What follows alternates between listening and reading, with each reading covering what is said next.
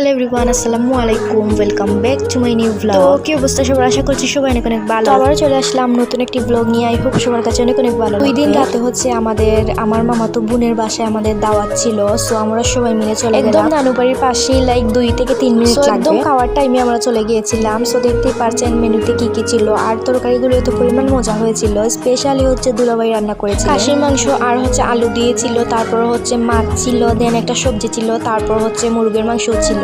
আর ওইরকম করে প্রপার ব্লগও করতে পারিনি, একদম ছোটখাটো যেগুলো ক্লিপ নিয়ে রেখেছিলাম, সব ভাবলাম আপনাদের সঙ্গে শেয়ার করে নেব। সো আলহামদুলিল্লাহ সবাই মিলে খুবই মজা করে খেলাম। তো তারপর এই একটা জিনিস দেখে খুবই সুন্দর লেগেছে, দেন আমি একটু ভিডিও ক্লিপ নিলাম।